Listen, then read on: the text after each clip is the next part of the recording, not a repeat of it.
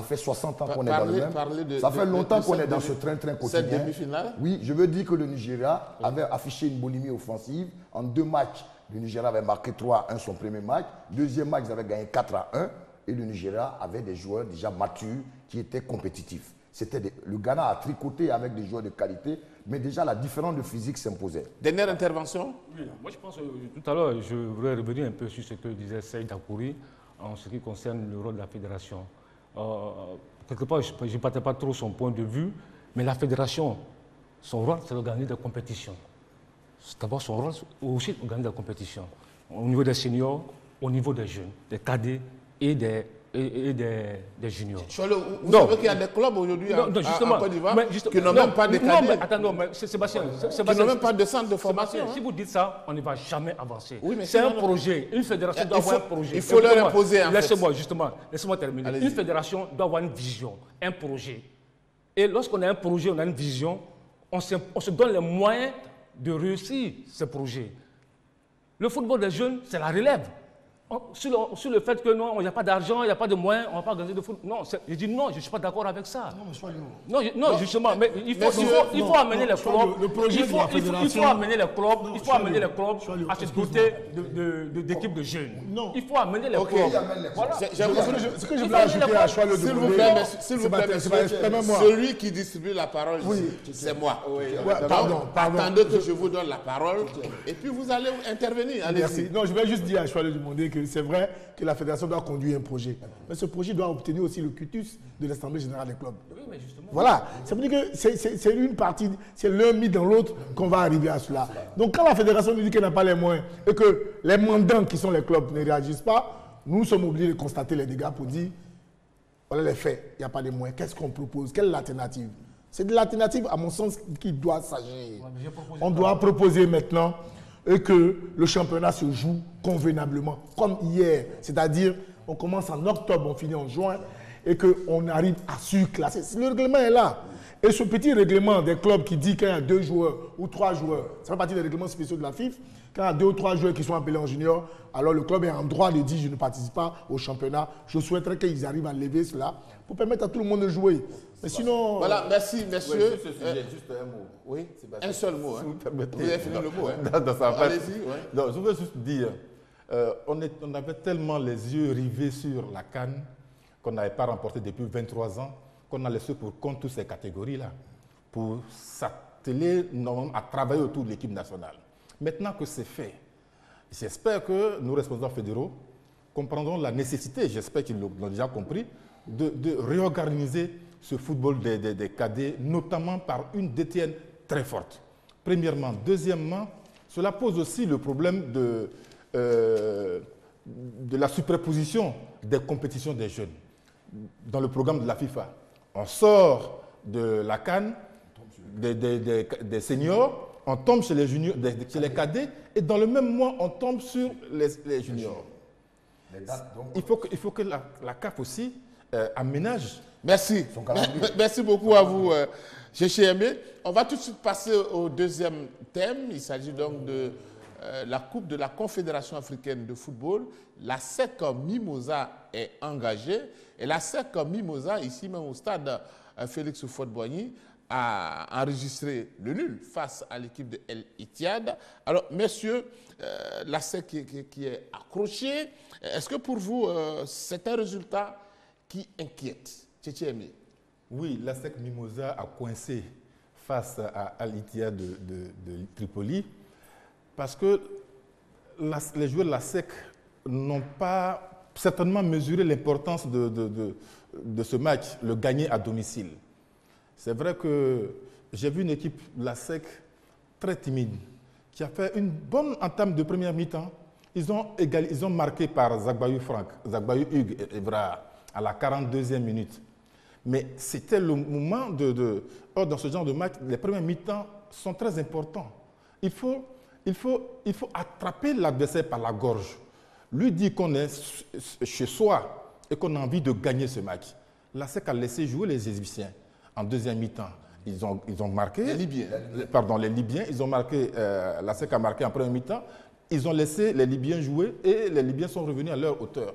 Mais dans cette équipe de la SEC, un seul joueur, j'allais dire deux, Zagbayou qui marque le but, et puis le défenseur central Soumaro Bangali qui en voulait terriblement. Il a raté, mais vous me direz que c'était un défenseur, il a raté 3 occasions de but, mais parce qu'il n'a pas l'habitude de marquer des buts.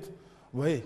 Et il faut donc à la SEC Mimosa un tueur en attaque, un buteur de la trempe des Aboulaye, des Kassi, etc. Mais c'est des joueurs qu'on trouve partout, mais il faut les trouver. C'est ça le gros problème. Sinon, ce n'est pas, pour moi, ce n'est pas un handicap qui se fait ici. La SEC va aller chercher quand même voilà, j'espère. C'est Dakouri. Voilà l'équipe. C'est un résultat inquiétant pour vous? Oui, c'est un résultat difficile à accepter parce que voilà l'équipe la plus structurée en Côte d'Ivoire qui est la SEC qui dispose de moyens. Le reste des clubs des 14 premières divisions, les 14 autres, si on veut appliquer le règlement de la CAF, ne peuvent pas disputer. Mais la SEC est une initiative privée. C'est un exemple à suivre. Deuxièmement, par rapport à ce match, la SEC a eu une première mi-temps assez intéressante. Malheureusement, ils ont vendangé les occasions. Celui qui marque le but, c'est Zakri Kairé, à la 44e minute, l'ex-joueur de la FAD. Mais en face, quand vous connaissez les équipes maghrébines en déplacement, elles ont joué hyper défensive en 4-5-1. Avec un entraîneur qui a du vécu, qui est Pierre Lechante, qui a été l'entraîneur du Cameroun vainqueur de la CAN 2002. C'était Pierre Lechante qui était là avec Ali Tchad. C'est vrai que la Libye connaît des problèmes politiques, mais n'oublions pas que les Chevaliers du Désert ont gagné le Chan il n'y a pas si longtemps. Donc, malgré la guerre, l'équipe est en compétition avec un entraîneur où ils font des regroupements, soit en Tunisie, soit au Maroc, pour être en jambes. La SEC, malheureusement, en première mi-temps, a eu 3 ou 4 occasions pour pouvoir tuer le match. Elle n'a pas pu le faire parce qu'elle a été aussi un peu handicapée par son meneur de jeu habituel qui était à la CAN Junior, Badaloua Davila, qui était au Sénégal. En seconde mi-temps, Badaloua Davila qui était au Sénégal. En seconde mi-temps, les Libyens qui ont senti que la SEC commençait à ne pas avoir d'automatisme, surtout avec de la lenteur dans la transmission, ont repris confiance. Et à la 75e minute, Mohamed Yaya égalise. Mais quand vous voyez le premier but, c'est le fruit d'une action individuelle. La SEC n'a pas vraiment bien construit dans ce match. De l'autre côté, les Libyens, en 4-5-1, en deuxième mi-temps, ont changé de système, ont vu que l'adversaire était prenable et ont marqué. Et dès qu'ils ont marqué, ils ont pensé qu'il était important de conserver le résultat. C'est ce qui s'est passé. Sinon, si la première mi-temps était bien achevée, on n'aurait pas eu ce genre de résultat. Mais je pense qu'Alain Guamene va revoir sa copie et pouvoir mieux négocier le virage du match retour. Voilà. Koulibaly Seydou, bonsoir. Bonsoir Sébastien. Alors, Koulibaly Seydou, la SEC qui démarre donc cette compétition avec un match nul à Abidjan, est-ce que c'est inquiétant pour vous? Inquiétant, vous savez que c'est un match de coupe. Je pense que c'est encore du 50-50 pour la SEC. Parce que quand on a vu la production de cette équipe lors de cette match aller, on peut dire que la SEC peut se mordre un peu les doigts parce que, à mon avis, elle pouvait faire un bon résultat. Et j'ai eu à un moment donné l'impression que peut-être la SEC avait un peu, peut-être minimisé cette équipe dans l'histoire. Il y avait un peu tous les Égyptiens un peu de haut. Et puis après, quand ils ont voulu se remettre dans le bon sens de la marque, les choses n'ont pas marché. Mais il faut se dire que l'espoir doit demeurer. Parce que, comme je l'ai dit, c'est du 50-50. Si dit que la SEC n'ira pas faire un très bon résultat dans quelques jours là-bas. Et puis, dans un match de coupe, tout est possible. Cette équipe que j'ai vu jouer, je pense que la SEC a la possibilité de pouvoir aller faire un très bon résultat. Il ne peut pas être alarmiste. Je pense que c'est des choses qui peuvent arriver. Et puis bon. Voilà, merci beaucoup à vous, Koulibaly Seydou, pour votre intervention. Dabo Charles, est-ce que pour vous, la SEC a manqué d'efficacité ou de réalisme? Écoutez, je ne cesserai de le dire. Rien ne s'improvise aujourd'hui. Le football commence à devenir plus ou moins une science exacte. C'est celui qui est dans l'endurance, dans la performance, dans la quête de la, je veux dire, de la poussée des limites de la fatigue qui gagne. Regardez, on finit la Coupe d'Afrique, on va à la Coupe d'Afrique des juniors, on revient, la SEC joue, et là c'est le mercato. Mine de rien, on est là, on parle de la SEC, est-ce que la SEC va rebondir? C'est le mercato. Et dans une semaine, la semaine prochaine, la SEC doit aller jouer, sans un match dans les jambes. Je dis, tant que nous ne serons pas, les joueurs du championnat ivoirien, n'auront pas de rythme, n'auront pas avoir suffisamment de matchs, il nous sera toujours difficile de tenir en Coupe d'Afrique. Parce que c'est dans la compétition, c'est sur la durée. La SEC a joué une première mi-temps, 35 minutes, c'est tout. La seconde, alors en deuxième mi-temps, la SEC semblait émoussée. Mais ça vient d'où? C'est pas parce qu'il n'y a pas eu de préparation. Guamena allait à certainement body, tout ce qu'il voudra. Mais il arrive à un moment donné, dans la tête de tout joueur, quand la fatigue s'est fait sentir, on recule. Naturellement, on recule. Ce n'est même pas le choix de l'entraîneur. Donc je souhaite vivement que les prochaines joutes, que nous nous organisons de sorte à permettre à nos équipes d'être véritablement en jambes pour embrasser toute compétition africaine. Parce que la SEC piétine, et puis regardez le physique même des joueurs libyens. Le physique d'abord des joueurs libyens. Quand l'adversaire vient dans les vestiaires et puis voit des gens de 1m33, 1m50, 1m70, quand lui fait 1m90, à la taille de Tchétché Aimé, face à, je ne sais pas, Dagocha, vous êtes 10-15, tout de suite, même quand vous êtes à l'étranger, vous vous dites, on peut les battre. Parce que le football est d'abord physique. Ça, c'est un premier aspect. Si maintenant, dans le jeu, on n'a pas l'entre-gens qu'il faut, on ne peut pas tenir. Je souhaite vivement à Guamena Alain de tenir compte de ces aspects-là. Et pourquoi pas ce week-end-là, faire 2 matchs amicaux face à l'Africa et au COE Sports San Pedro. Parce que ce sont des équipes compétitives. S'il fait 2 matchs amicaux, je suis convaincu qu'au match retour, la SEC peut renverser la vapeur. Mais s'il ne fait que s'entraîner, ce ne sera pas évident qu'on aille battre cette équipe-là. Serge Dakou l'a souligné. C'est une équipe qui a gagné le CHAN. Ça voudrait simplement dire qu'ils sont compétitifs. Ils croient en leurs chances. Et nous, pour croire, la seule façon pour nous de croire en nos chances de battre cette équipe-là, serait que ce week-end-là, la SEC s'entraîne rigoureusement. Pas seulement les entraînements de 8 à 4, non, ils ne pourront pas. Je lui demande, vous ne pensez pas que la SEC a réduit ses chances ici à Abidjan? Non, nous sommes en football, hein. C'est une première partie. C'est vrai que le résultat n'est pas bon. Lorsqu'on joue à domicile en Coupe d'Afrique, il faut éviter ce genre de score 1-1, même si Paris a réussi le coup en allant éliminer Chelsea après 1-1 au Parc des Princes. Il ne faut pas oublier que je le dis, nous sommes en football. Les cadets, les juniors. Laisse-moi terminer. Nous sommes en football. Le résultat n'est pas bon. Mais la SEC avait la possibilité de gagner ce match. La SEC s'est créé des occasions très franches qui n'ont pas pu concrétiser. Mais rien n'est perdu. Tout est encore possible. Mais au-delà de tout ça, il y a un problème qui vient de poser Charles Dago. Le mercato. Le mercato. Donc tout ça, c'est la programmation des matchs. Tout ça, qui n'arrange pas nos clubs. Donc qui organise ces matchs? Vous voyez, la programmation des matchs qui n'arrange pas les clubs engagés en compétition africaine. Ça, c'est un premier point. Mais au-delà de tout ça, la SEC, aujourd'hui, a un vrai problème. C'est vrai, quand la SEC, c'est un empire. Le club est au-dessus de l'équipe. Le club de la SEC ne mérite pas l'équipe qu'elle a aujourd'hui. Enfin, il faut le dire tout net. La SEC, au niveau de son organisation, de sa structure, c'est la dimension Al-Ali, Zamalek d'Égypte et autres. Mais quand vous voyez l'équipe de la SEC jouer, vraiment, ça fait. Moi, j'ai mal au cœur. La SEC n'arrive plus à produire de bons joueurs. Vous avez un pincement au cœur? Oui, il y a un pincement au cœur. D'avoir mal au cœur. Oui, il y a un pincement au cœur. Tu vois, la SEC n'arrive plus à produire de talent. Ça fait 10 ans après le départ de Yakouna Didier. On n'a rien vu. On ne voit plus rien à la SEC. La SEC, ce qui a fait la force de la SEC par le passé, c'était ses attaquants vedettes. Vous savez de quoi je parle. Vous avez été victime de... Non, mais je les ai aussi battus, là.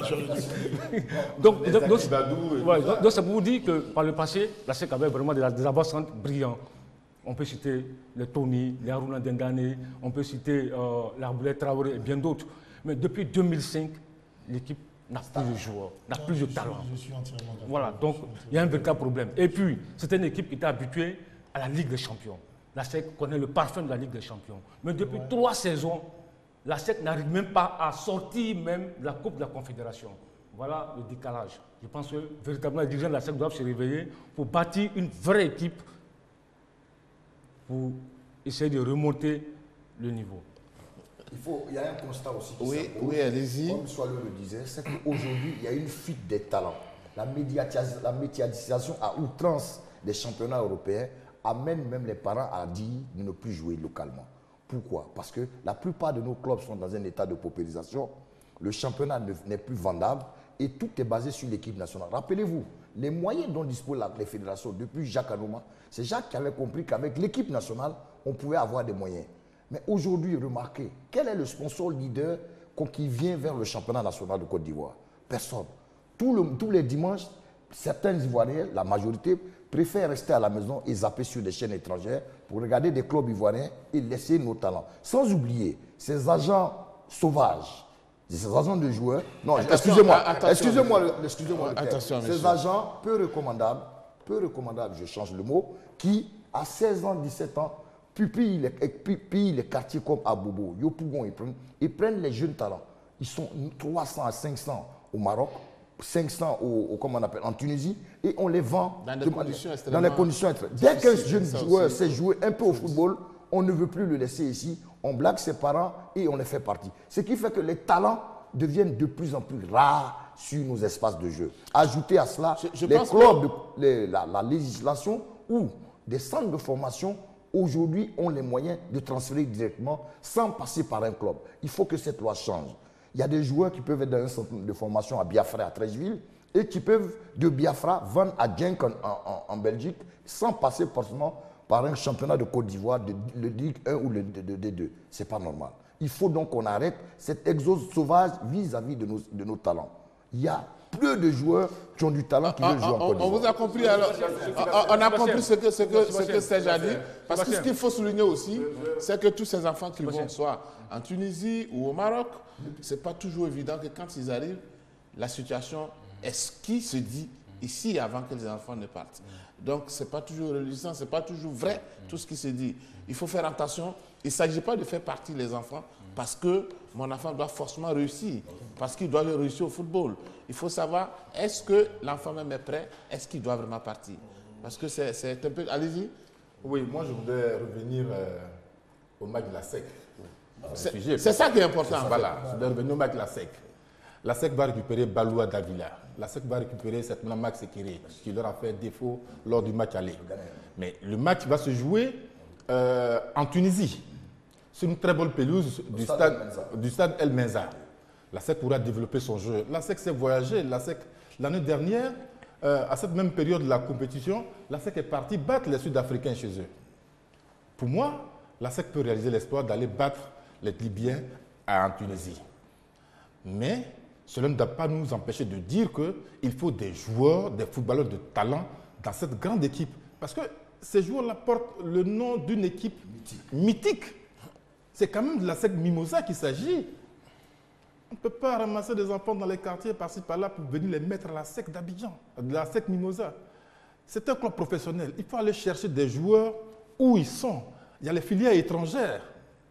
Il ne faut pas seulement... C'est une question d'argent. Hein? Oui, mais attendez, si la SEC Mimosa ne peut pas garder sa notoriété en amenant des joueurs de qualité... Vous voulez qu'on paye cher les joueurs? Non, je pense c'est une question de moyens. À ce niveau, je suis un peu d'accord avec Charles Dumondé. Je pense bien que Roger, vraiment le président Roger Ognet est resté seul dans l'arène pendant longtemps. Il n'a plus la même motivation qu'il a habité dans les années 80-90. Certainement, c'est ce qui explique un peu tout ce dont nous parlons aujourd'hui. Sinon, si Maître Roger Ognet veut que la SEC redevienne ce que la SEC a été, c'est trop facile pour lui. Parce que hier, on allait prendre les joueurs en Guinée ou au Nigeria et où là pour venir gonfler et pour donner le championnat, pour donner de l'élan au championnat. Et si Maître Roger Ognet le fait, parce que Maître Mondon l'avait essayé déjà, en premier lieu, en vidant Pelé, Maradona ici. Et donc, Maître Roger Ognet aujourd'hui peut le faire pour redonner ce blason-là à la SEC d'Abidjan. Et puis je suis convaincu que les autres vont suivre. C'est à ce prix-là seulement. Sinon, les jeunes gens, les talents dont on parle, ils vont toujours partir. C'est pas un problème. Est-ce que la qualification est possible? Je vais le demander. Non, oui, c'est clair. C'est clair que la qualification est possible. Nous sommes en football. Et il suffit d'aller marquer à Tunis et tout change. C'est vrai que cette équipe libyenne a éliminé au tour préliminaire une équipe tchadienne du nom de Electrosport 6-1, 1-0. C'est vrai que cette équipe libyenne n'est pas connue, ce n'est pas un grand d'Afrique.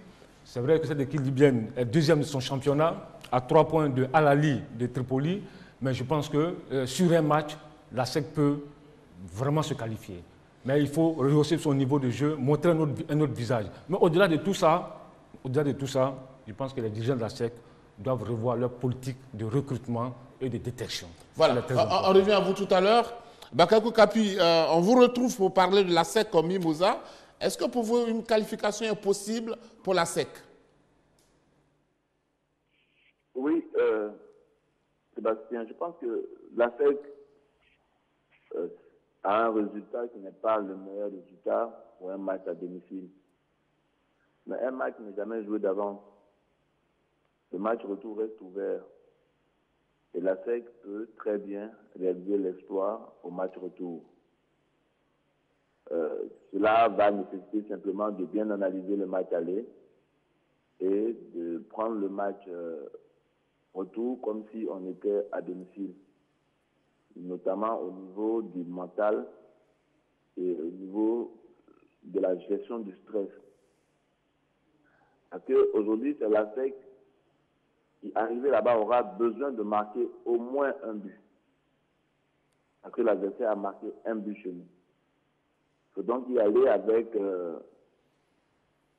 une volonté, non pas de résister, mais de gagner. Et je crois que la SEC peut le faire. Tout à l'heure, on parlait de la qualité des joueurs. J'ai entendu sur le plateau, on parlait de la qualité des joueurs, notamment des talents qui s'expatrient trop tôt.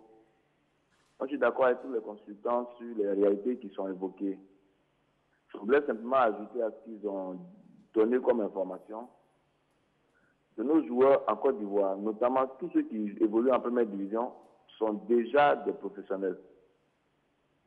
Seul leur niveau de rémunération est relativement bas, compte tenu, et Dakourou l'a dit, des moyens de nos équipes qui sont vraiment en grande difficulté, pour beaucoup dans un état qu'on peut appeler de la paupérisation. Voilà. Ce qu'il faut retenir, oui, allez-y, c'est que le football mondial est un marché. C'est le même marché pour tous les acteurs du football. Quand vous avez un talent qui se révèle ici, même dans un quartier précaire, il n'a joué nulle part, il est sur le marché. N'importe quoi dans le monde informé de ses qualités peut venir le chercher.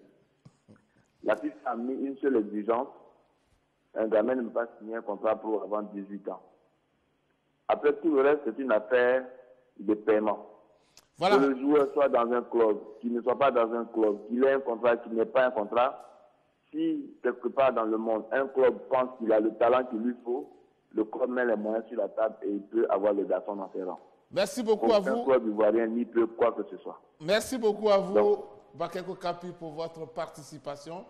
Il nous reste quelques minutes juste pour boucler cette émission. Alors, ça va être votre conclusion pour vous. Sébastien, vous voyez pourquoi on parle de popularisation de nos clubs. Remarquez aujourd'hui, nos joueurs quittent la Côte d'Ivoire pour aller en Guinée-Conakry, ce qui ne se faisait pas il y a un certain temps. Nos joueurs quittent aujourd'hui pour aller au Congo, Kinshasa, ce qui ne se faisait pas. Cela veut dire quoi? Aujourd'hui, la destination Côte d'Ivoire en local n'est plus rentable.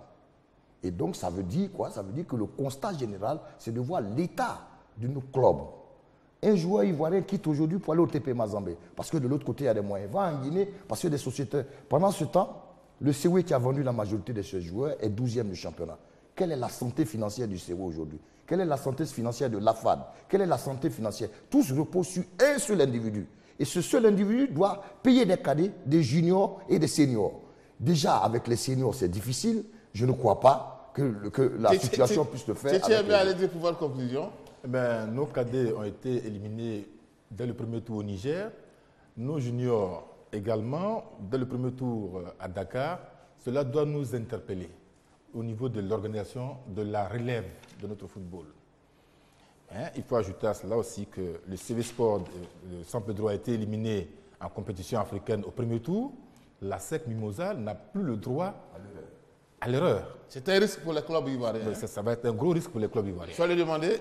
Oui, moi, je souhaite franchement qu'on remette tout à plat, qu'on repense le football des jeunes, parce que c'est la relève du football ivoirien, et que la Fédération ivoirienne de football puisse vraiment en discuter avec les clubs, parce que les compétitions de jeunes arrangent la fédération et les clubs.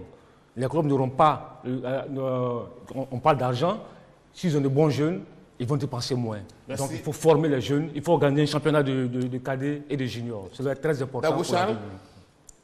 Moi, je dirais plutôt que, bon, mais c'est vrai qu'avec avec les cadets et les juniors, on a été déçus, certes, mais je crois que la SEC ne doit pas nous décevoir. J'invite Guamené Alain et son encadrement technique à travailler d'arrache-pied pour que nous ne sortions pas de cette année 2015 en dehors de la Coupe d'Afrique des seniors.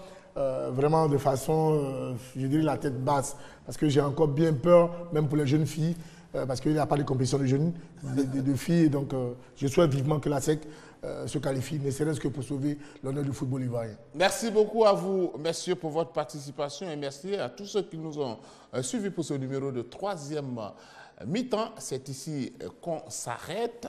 On vous dit tout simplement bonne soirée et puis passez de très bons moments sur les antennes de la RTI, sur RTI 2.